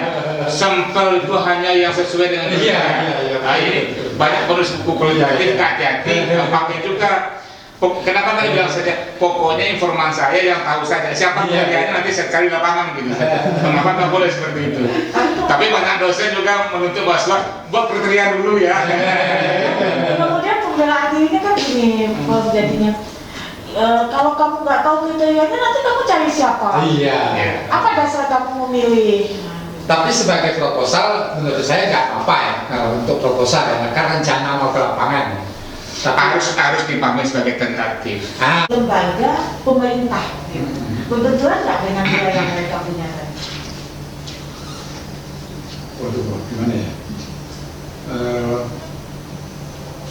Kelihatannya gini, jadi kalaupun ada kebijakan-kebijakan dari pemerintah itu, saya nggak tahu ada yang berbenturan apa enggak, tetapi kelihatannya memang melakukan penyesuaian kelihatannya. Jadi gini, umpamanya seperti kasus jembatan tadi, ya, kasus jembatan tadi. Menurut apa orang PU yang ini ya, gimana kalau kita buat di sini, ya? Ya nggak tahu ya, masyarakat itu bagusnya di situ aja Pak, gitu istilahnya. Tapi ketika ditanya kenapa di situ, ya enaknya di situ gitu apa ya, susah gitu ya menjelaskannya kelihatannya gitu. Jadi tetapi memang terbukti gitu ya, efektifnya itu terbukti gitu. Jadi apa istilahnya ya, jadi mungkin ada pengaruh keyakinan atau segala macam gitu ya. Kalau di Semende dulu pamannya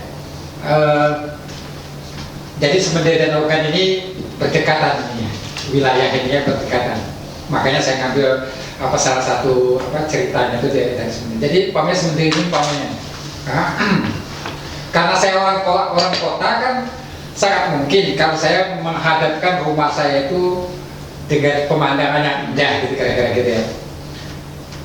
Tapi loh kok menghadap ke sana gitu. Memangnya kenapa kalau menghadap ke sana? Ya nggak bagus lah. Kenapa nggak bagus? Ya nggak bagus saja gitu. Nah gitu ya. Tetapi kalau kita pelajari ternyata polanya itu gitu ya. Jadi kalau umpamanya dalam membangun rumah, katanya tangga itu mana rumah panggung tadi? Boh. Nah ini ya. Kan kelihatan polanya. Tangga itu harus di sebelah sini.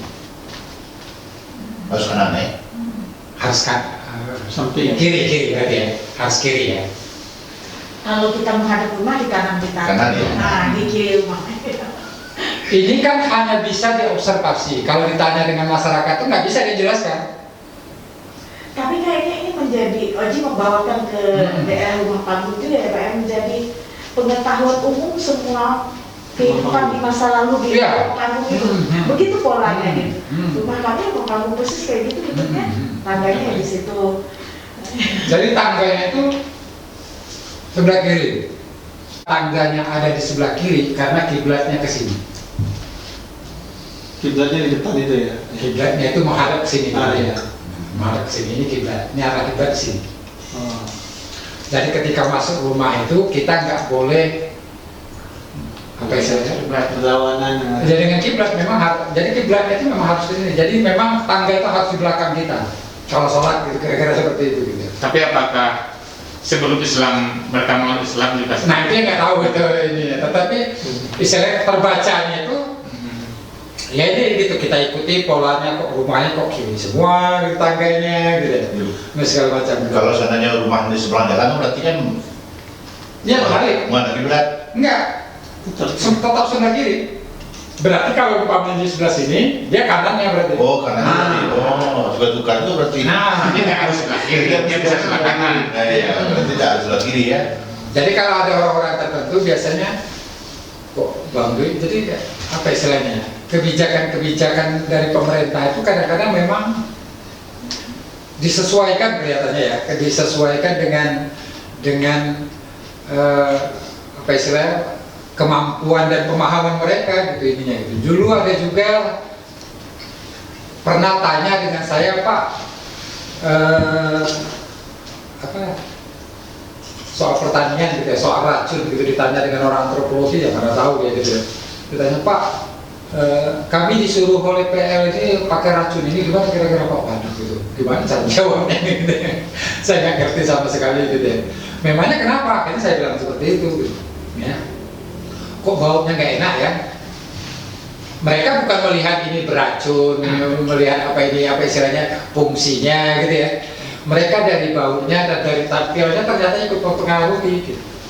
Ya, penerimaan itu ikut mempengaruhi gitu. Nah, terus gimana gitu? Oh, kalau ini berarti ini racunnya itu nggak kita pakai untuk kebun ini. Maksudnya kebun itu yang palawija tadi. Udah kita pakai aja untuk apa istilahnya, hama lada di ladang. Nggak tahu, mungkin karena untuk menjauhkan gitu ya. Jadi saya lihat seperti itu, Ji. Jadi istilahnya banyak kebijakan-kebijakan itu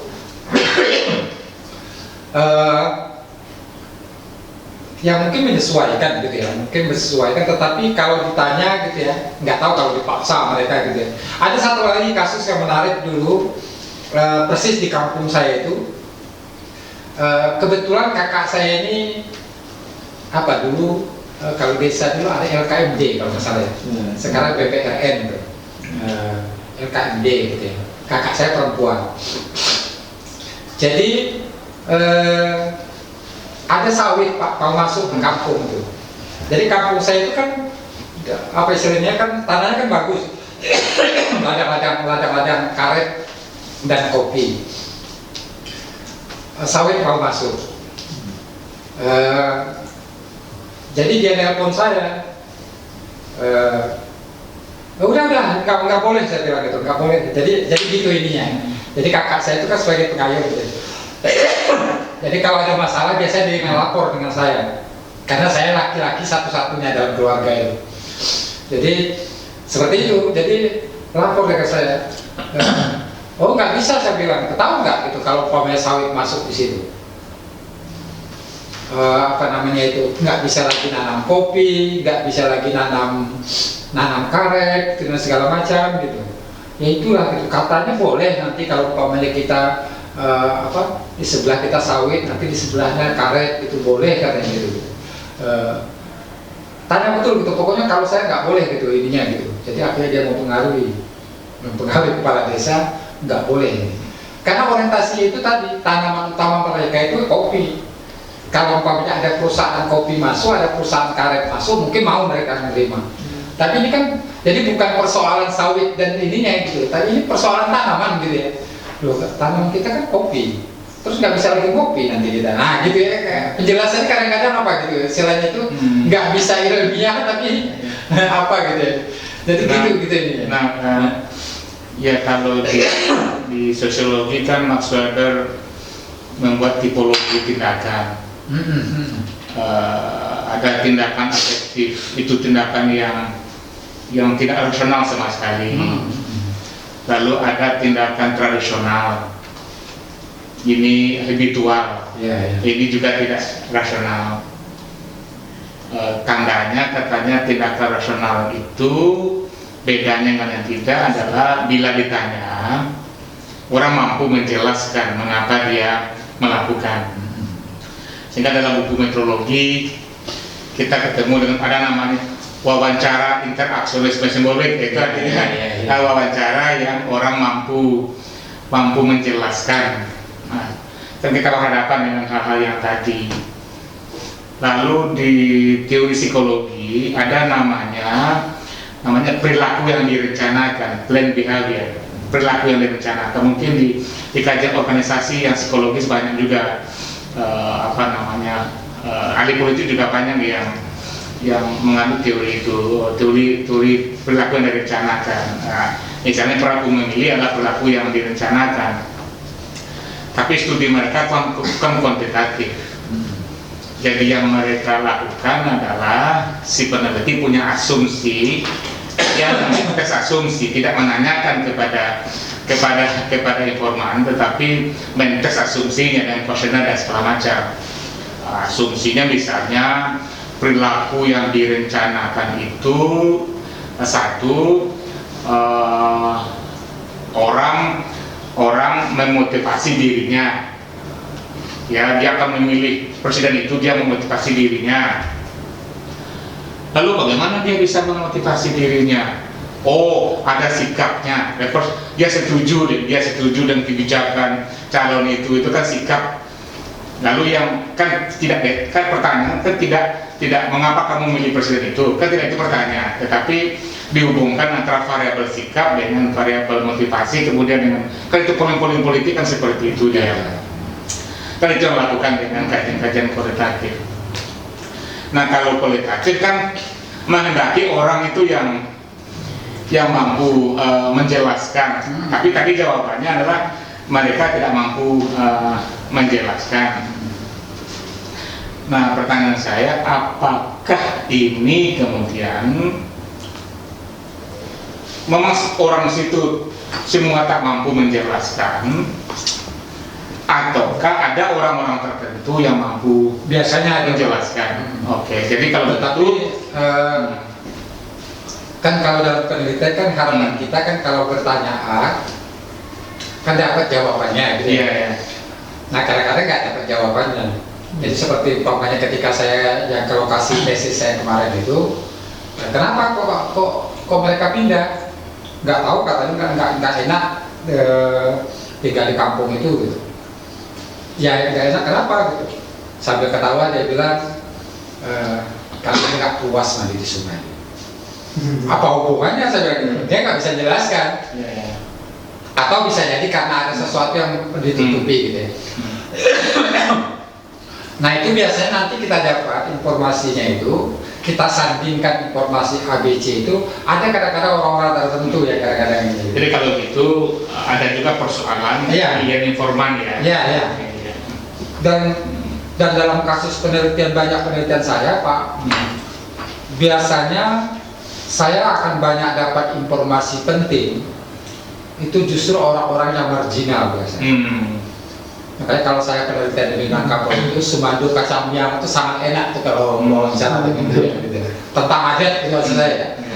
Karena mengapa Anda, jadi dia tidak selalu sebagai korban, dia juga sebagai agent yang perbuatan orang itu terjadi kepadanya karena dia memfasilitasi. Nah, itu kan juga dapat perlawanan juga dari Anda feminis tapi kok sekarang menyeberang, tidak lagi memandang. Tapi sekarang malah teorinya itu melahirkan suatu friksi lain di feminis. Jadi tidak selalu perempuan dipandang sebagai victim, tapi perempuan juga dipandang sebagai agen. Terima kasih, sangat menarik sekali. Dan memang ini salah satu tujuan kita buat kajian memang bisa share hasil riset dan saling berbagi pengalaman, pasti bisa jadi masukan-masukan yang sangat berharga sekali. Aizana, terima kasih banyak telah hadir di tengah kami. Ada Prof. Afriza juga, ada Pak El dan Kak Uji dan teman-teman. Saya sudahi dengan